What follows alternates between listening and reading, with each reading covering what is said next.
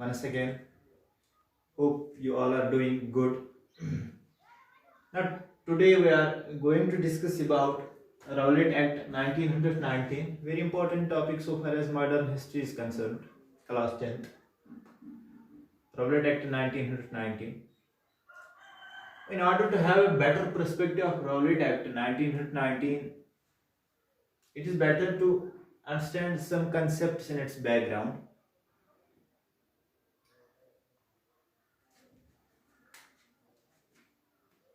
1916 में अगस्त 1916 की बात कर रहे हैं 1916 में अगस्त डिक्लेरेशन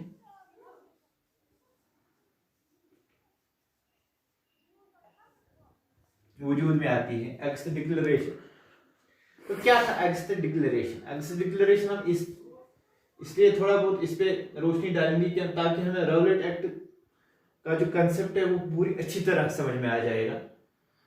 अगस्त डिक्लेरेशन में मुस्लिम लीग और इंडियन नेशनल कांग्रेस इनकी कोलैबोरेशन होती है, ये आपस में जुड़ जाते हैं एक बार फिर, क्योंकि ऑलरेडी मैंने आपको क्लास में बताया है कि ये जो इंडियन फ्रीडम स्ट्रगल के दौरान सबसे पहले जो मुस्लिम लीग का वजूद हुआ था 1905 में, इंडियन नेशनल कांग्रेस का स्प्लिट होता है, यानी कि दो ग्रुपों में मॉडरेट्स और एक्सट्रीम्स में बट जाता है 1907 के दौरान। होम रूल मूवमेंट का आगाज होता है। इसी तरह 1916 में अगस्त डिक्लेरेशन से एक और चीज जुड़ी है, फर्स्ट वर्ल्ड वॉर।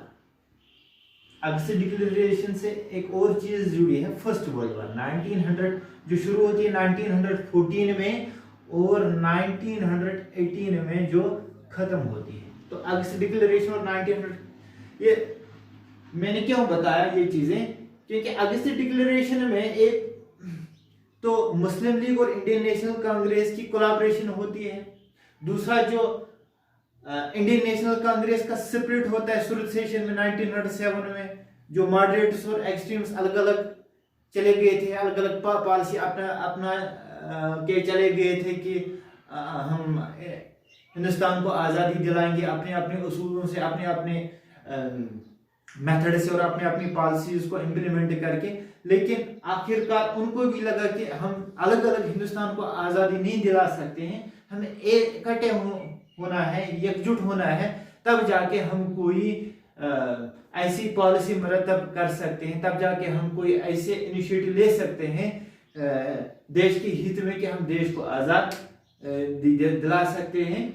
और तो वो चीज कब आई 1916 में अगस्त डिक्लेरेशन में।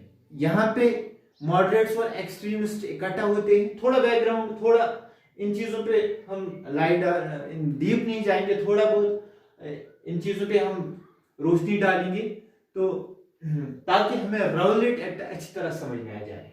तो अगस्त डिक्लेरेशन की बात कर रहे थे हम, तो मॉडरेट्स और एक्सट्रीमिस्ट्स यहाँ पे उनकी कोलैबोरेशन होती है। इंडियन नेशनल कांग्रेस और मुस्लिम लीग ये भी जुड़ जाते हैं, इनकी भी मफाहमत होती है, इनकी भी कोलैबोरेशन होती है।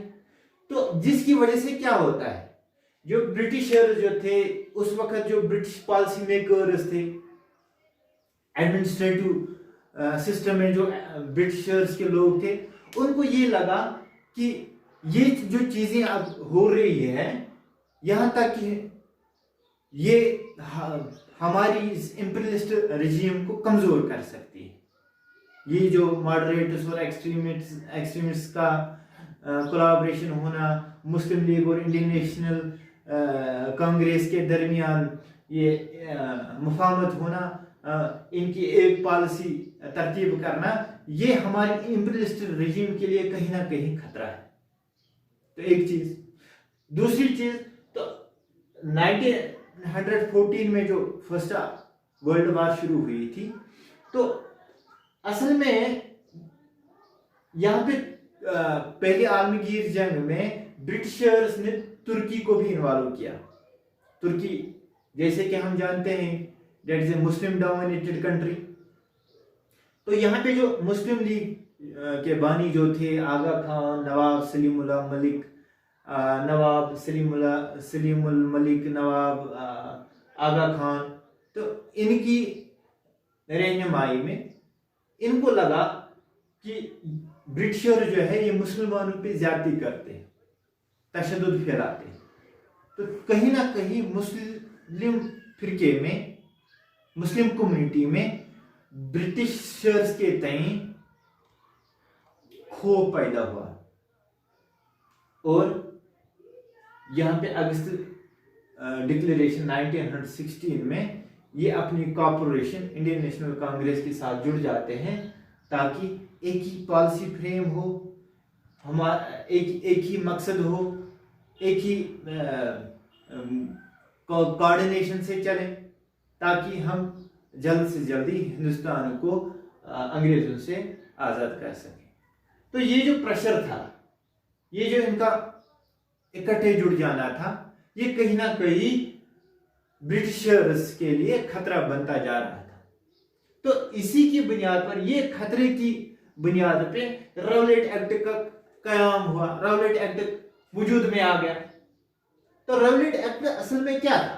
एक एनार्किकल लॉ था, अनजस्टिफुल लॉज। एनार्किकल लॉज उन लॉज को बोलते हैं which do not have any legal binding. जो भी कॉन्स्टिट्यूशन होता है या इंस्टीट्यूशंस होते हैं लॉ फ्रेम करने के लिए, तो उनसे ये चीज हट के बनाई गई थी।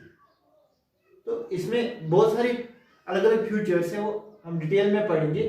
तो पहला चीज जो आप याद रखोगे, it was anarchical law, revolutionary crimes act भी इसको कहते हैं। क्यों? क्योंकि इस राउलेट एक्ट की बुनियाद से, इसकी वजह से, इसकी बदौलत, by virtue of this it gives immense powers to administrators or the police at that time. उस वक्त इस काले कानून की वजह से, राउलेट एक्ट की वजह से, जो भी उस वक्त एग्जीक्यूटिव एजेंसियां थी, पुलिस था, दूसरे लोग जो थे, तो उनको बहुत सारा पावर मिला। ये act, this act authorizes the British government to arrest anybody suspecting of terrorist or unlawful activities. ये कानून जो है, ये लॉ जो है, शक की बुनियाद पे, डाउट की बुनियाद पे किसी भी शख्स को डिटेन कर सकता है विदाउट एनी ट्रायल, किसी भी जमानत के बगैर उसको 2 साल जेल में डाला जाता है। तो it was totally against the lawful institutions, regulations or the constitutional provisions at that time. So it also says it undermines the writ of, this act also undermines the writ of habeas corpus. तो habeas corpus असल में था क्या? ये दूसरा point है इसका। It undermines the writ of habeas corpus. तो हैबियस कॉर्पस क्या था? आज की डेट में भी अगर हम अपनी कॉन्स्टिट्यूशन आज की डेट में देखेंगे, ये रिट अभी भी मौजूद है। हालांकि सभी रिट फिर हमने अपने कॉन्स्टिट्यूशन में इसकी कॉपी की, अपने कॉन्स्टिट्यूशन में मौजूद है इस वक्त भी। जो भी देयर इज अबाउट 6 रिट्स, जैसे कि हेबियस कॉर्पस है, मेंडामस है, रिट ऑफ सिरिटेरियो है, रिट ऑफ क्यू वारंटो है।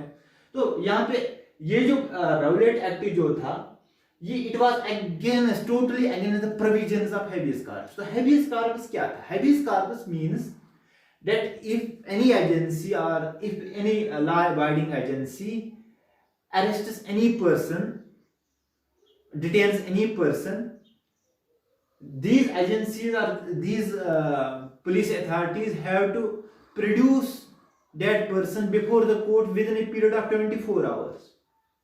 यानी कि 24 घंटे के दौरान जो भी अरेस्ट हुआ है, जिस इंसान को भी अरेस्ट किया गया है, उसका जुर्म साबित करना है कोर्ट में कि इसकी बुनियाद पे इसको अरेस्ट किया गया, इस जुर्म की बुनियाद पे इस शख्स को अरेस्ट किया गया। But the Rowlatt act was totally against the provisions of habeas corpus. ये रॉलेट एक्ट क्या कहता है कि किसी भी शख्स को खाली डाउट की बुनियाद पे, खाली शक की बुनियाद पे, विदाउट एनी एविडेंस, किसी भी सबूत के बगैर उसको जेल में डाला जाता है, और उसकी without any trial for 2 years, बगैर किसी जमान के 2 साल। And you can imagine the energy and the blackness of this law. Now, coming to the next point, the act authorizes to detain such people for a period of 2 years without any trial. ये discuss हो गया। It empowers the police to conduct searches without a warrant. By the virtue of this act, by the virtue of this law, Rowlatt Act, it gives the police immense powers to conduct search operations anywhere on the basis of suspicion, on the basis of doubt. तो वो कहीं पे भी किसी भी वक्त search operations कर सकते थे, खाली डाउट की बुनियाद पे। It also places severe restrictions on the freedom of press. जो प्रेस, ये जो प्रिंटिंग प्रेस उस वक्त ज्यादा इसी का रुझान था, या कोई जर्नल्स निकालते थे, मैगजीन्स वगैरह, उन पे भी रिस्ट्रिक्शंस, इस एक्ट की वजह से उन पे भी थोड़ी रिस्ट्रिक्शंस आयद हो गई। वो भी ज्यादा खुल के चीजों को नहीं ये छुपा सकते थे। Now the primary intentions, primary intention क्या था? असल में रॉलेट एक्ट जो अंग्रेजों ने 1919 में लाया, तो उसका प्राइमरी इंटेंशन क्या था, बुनियादी क्या था, बुनियादी वजह क्या थी? बुनियादी वजह जो थी, जो मैंने पहले ही जिक्र किया कि ये रिवोल्यूशनरीज एक्टिविटीज जो थी, या सॉरी नेशनलिस्ट एक्टिविटीज जो थी, ये आहिस्ता आहिस्ता बढ़ने लगी थी। आहिस्ता आहिस्ता इनका उरूज ज्यादा होने लगा था। तो इसी की वजह से ब्रिटिशर्स को ये बात जो थी, ये रिवोल्यूशनरी एक्टिविटीज जो थी, ये ग्रोइंग नेशनलिस्ट फीलिंग्स जो थी among the general masses, Gandhi ji की सरपरस्ती में, क्योंकि गांधी जी ने यहाँ पे रॉलेट सत्याग्रह भी ये इख्तियार किया था। ये रॉलेट एक्ट जब वजूद में आया था, गांधी जी ने नारा दिया था रॉलेट सत्याग्रह, नॉन वायलेंस तरीके से इस एक्ट को वापस लेने की बात कही थी। तो primary intention of the government was to repress the growing nationalist movement in the country. Two popular Congress leaders, Satyapal and Saifuddin Chichlu, were arrested. दो मशहूर शख्सियत उस वक्त जो थी कांग्रेस में, सत्यापाल मलिक और सैफुद्दीन चिशलू, इस एक्ट की बुनियाद पे उनको अरेस्ट किया गया। तो पंजाब में उस वक्त बहुत मुश्किल सूरत हाल थी, ट्रूप्स को बुलाना पड़ा। इसके बाद जो हमारा टॉपिक है जलियांवाला बाग 1919 में, वो इसी से रिलेटेड है, रॉलेट एक्ट से रिलेटेड है। वो जलियांवाला बाग का मैसेकर है, वो भी बहुत अहम टॉपिक है so far as modern history is concern. तो फिलहाल इस चीज़ को आप अच्छी तरह समझेंगे, एक दो बार आप वीडियो चेक करेंगे, तो इसके बाद हम दूसरा टॉपिक पढ़ेंगे।